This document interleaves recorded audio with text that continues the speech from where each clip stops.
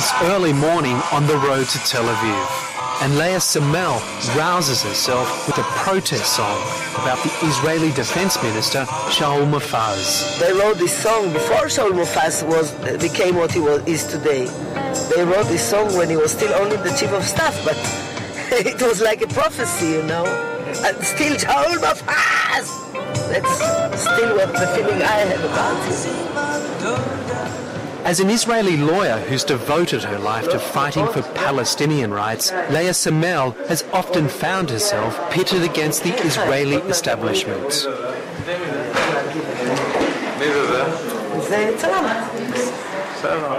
Today, Tsemel is representing Israeli Arab taxi driver Mahmoud Ladi. He's accused of driving a suicide bomber to an attack that killed 22 Israelis. Tsemel says Mahmoud had no idea who his passenger was and picked him up only for the fare. ואני חושבת שהוא יזוכה בסופו של דבר. אין לו שום אחריות למוות של 20 ילדים בפלסטיניים? לא, אין לו. זה היה יכול לקרות לך. בדיוק אותו דבר, ואני מקווה שאף אחד לא יכול ללמד אותך לדבר על זה. כמו שאומרים שאני ידעתי, מה אני יכול לעשות? אני לא ידעתי. לא תיארתי לעצמי שיהיה איתי דבר כזה בחיים. אני בן אדם קם בבוקר בשביל לפרנס את המשפחה שלי. אני עובד מגיל 14. בחיים לא חשבתי רק על העבודה שלי, מהעבודה הביתה, מהבית העבודה. לבלות עם הילדים. בחיים אין לי חלילה תיק פלילי אפילו. Mahmoud's wife and her mother are here to see him sentenced. The judges are swayed by Tsemel's case, and she succeeds in getting Mahmoud's prison term reduced from 22 life sentences to 12 years. But it's not the victory his lawyer hoped for. ואנחנו נערער גם על הכרעת הדין וגם על גזר הדין. בשיחה לפני אמרנו מחמוד נדי שהוא הרגיש שהוא היה יהודי, ההתייחסות אליו הייתה אחרת. האם זה נכון שבתיק? ההנחה הייתה שיהודי לא חפץ למותם של יהודים, וההנחה הסמויה כנראה שמכתיבה את המחשבות של כולנו בעצם, היא שקרוב ודאי בהיותו ערבי אולי הוא חפץ איכשהו בתוצאה. For me, any punishment is extreme because I think he should have been acquitted.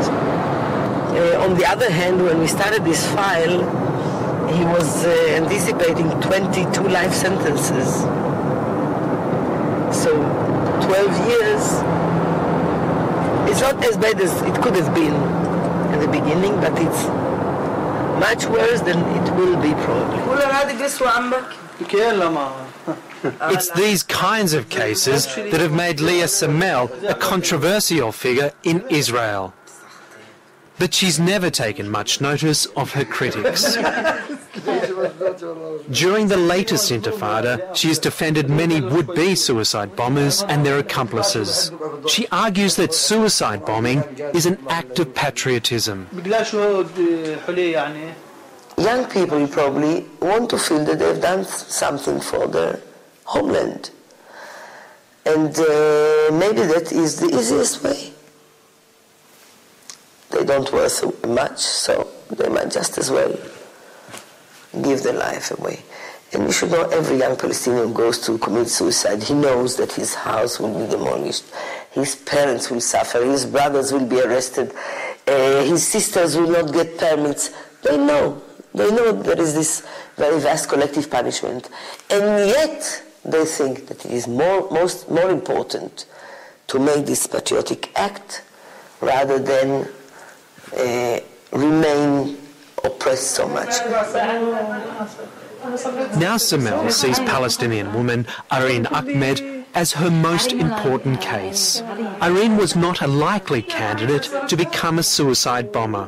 A popular and bright student who topped her class at Bethlehem University, she was raised by her aunts in a loving home and was not very religious. طبعا كوضع أي بنت عادية كانت تفكر إنها يكون لها علاقة تحب يصير لها بيت يكون لها أولاد ويعني كانت بس عملية هي البرمجة كيف هاي وهاي بدها تصير في نفس الوقت يعني كان عندها تصور. All this changed when Arin's boyfriend, a Palestinian militant, was killed by the Israeli army. At university the next day, she met with her girlfriends and decided to do the unthinkable, blow herself up to avenge his death. After contacting the Al-Aqsa Martyrs Brigade, Arin expected to undergo months of training. But just 4 days later, someone came to the university and told her there was a van waiting for her outside. يعني بالجامعة صارت الشغلة إنه اطلعي بعرفش إذا كان في شغلة مسبقة لا كان حسيت فيها بس إنه في الجامعة خلال ساعتين حكوا لها بدك تطلعي إلى آخره تشجع بتعرفي. Along with another 16-year-old bomber, she was driven to the Israeli town of Rishon LeZion and given a knapsack full of explosives and nails. The attack was to take place at this plaza. The 16-year-old would blow himself up first, and then when people started fleeing towards Arin, she would detonate her bomb. But Arin couldn't go through with it. The moment of her remorse was so important because she describes it. As she's standing there, about to cross the street, and she sees the people, the children, the men, women, walking around, and all of a sudden she told herself, they have done nothing to me. Why should I kill them? I have nothing against these people. I shouldn't kill myself. I shouldn't go and die so young.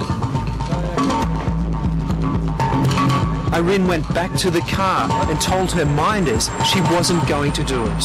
They were furious and demanded that she blow herself up, saying that paradise and honour were waiting for her. But Arin refused and made them return to Bethlehem. The 16-year-old boy stayed and blew himself up, killing 3 people. Her aunt says the Al-Aqsa Martyrs Brigade chose the wrong girl. تعرين ظروفها ما كانتش مناسبة إنها تطلع إنه كان إلها مستقبل إلها مجال إنها تتعلم تشتغل تقدم حتى في إمكانية إنها تقدم للمجتمع الإسرائيلي في أسلوب الحوار في 100 طريق وطريق غير الطريق اللي مشت فيه لأنها كانت مضطرة. Even though Arin Ahmed didn't detonate her bomb, she is now in jail, charged with the 3 murders. The Israeli prosecution argues that Arin had a key role in the bombing and wants her to serve 3 life sentences. But Leah is working overtime on her defence. She wants this case to serve as a powerful message to all other potential suicide bombers. They will be rewarded with a reduced sentence if they change their minds. If Israel is serious about what we say about the suicide bombers, and if it's not only a false pretense, then yes, Arin can be the right message to those young people who, for sometimes personal reasons, are being misled into volunteering to die. If we can show them through Arin that there is a place to regret, and if you regret, it will be appreciated.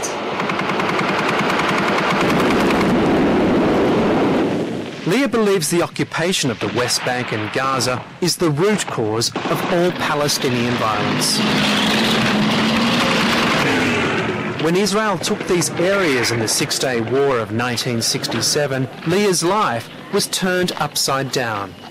I did participate in the 67 war as a volunteer, and I was disappointed so much by my government because I felt there was a moment to make peace according to our conditions right away after this war, after this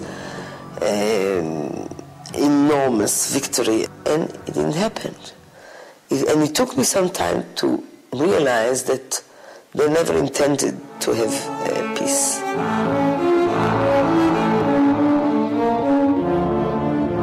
She was one of the first Israeli lawyers to take up the Palestinian cause.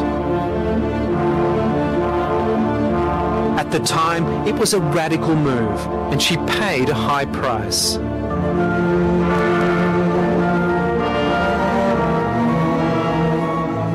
The was discrimination. My children suffered a lot. They were young and vulnerable, and their mother was an Arab lover, you know.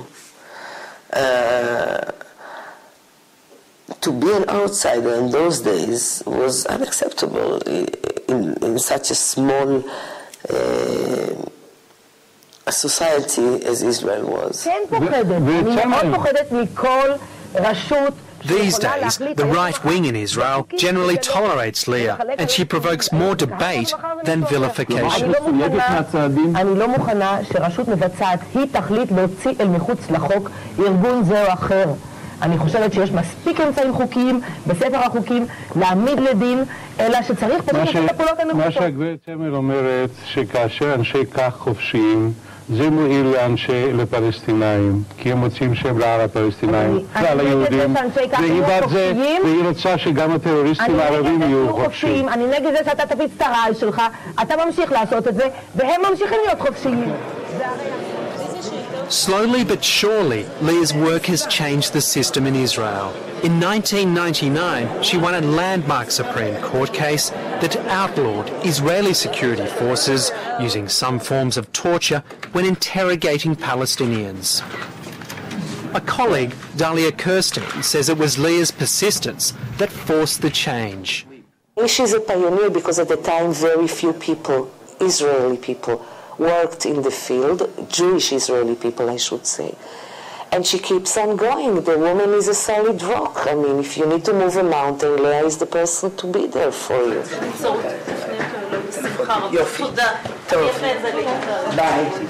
Recently, Leah and a team of younger lawyers cracked one of their biggest cases in years, forcing the state of Israel to admit the existence of a secret prison where torture takes place. The breakthrough came while they were investigating the whereabouts of Palestinian detainees in 2002. And while we were making these investigations, we realized that there is something, some place, some hidden place, secret prison. And then we went to the court and we said, tell us about this hidden prison. And the state attorney came and said, it's not necessary, no, we're not going to use it anymore, forget it. Withdraw your case. We were almost withdrawing the case, only I said, before we withdraw it, can you give us a promise, a clear declaration that this place will never be used again? Here you could see that they were hysterical. They would not. And they even made the court so furious that the president of the Supreme Court issued right away an order Nisi forcing them to speak about this prison and to give the why and where and how is it being run.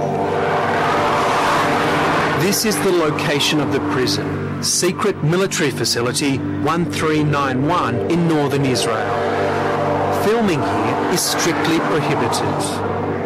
For about 20 years, the prison operated outside any public or legal scrutiny. Only a select few Israeli government and security officials knew of its existence. Once inside, you effectively disappear. No one knows you are there, and contact with the outside world is forbidden. You are not even allowed to see your own guards. When the guards come into the room, you are supposed to turn around to the wall, to put a sack on your own face. During the interrogation, of course, the major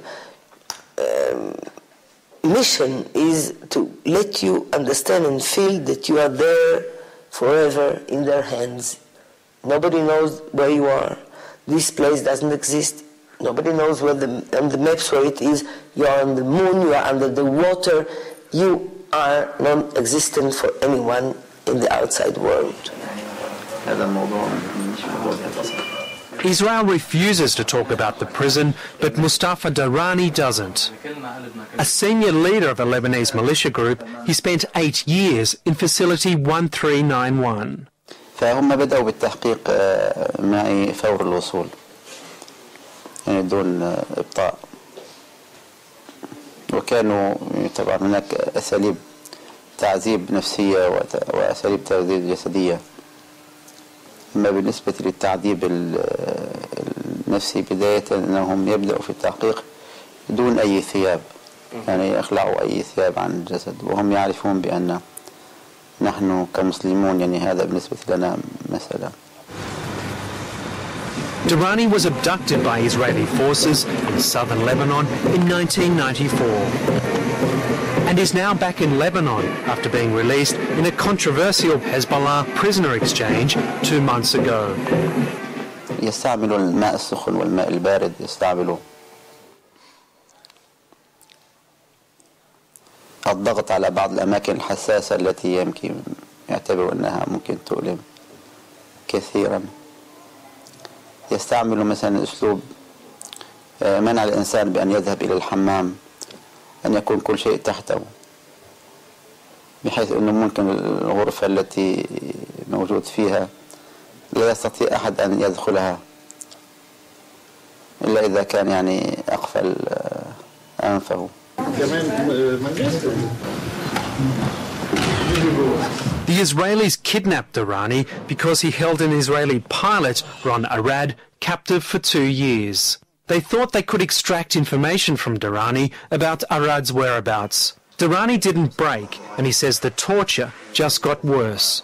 كنت أنا مثلا أقول لهم يعني ما مشكلة يعني فيكم تقتلوا، فكان يقولوا لا نحن نوصل حتى القتل للموت وما تموتوا. إن هذا كان ممكن جواب عندهم. Through her court actions, Leah is campaigning for the closure of Facility 1391. Meanwhile, she's dealing with the daily cases of house demolitions, arrests and detentions. Today she's in East Jerusalem, trying to find a way to prevent this house from being filled with concrete by Israeli authorities.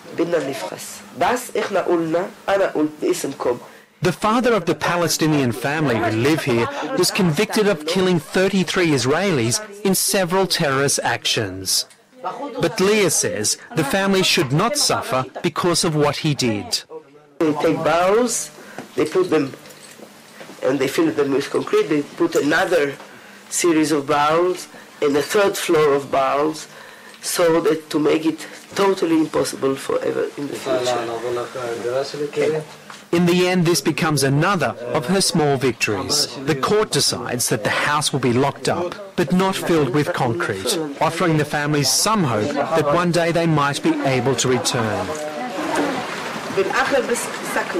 The demand for Leah's help is never ending, and with each day comes a new battle. But she's not about to stop. I'm fighting almost all the time. And when I get to the point of despair, it's only if I feel that I have not done enough. And then the motivation will be to do more, not to do less and not to give up.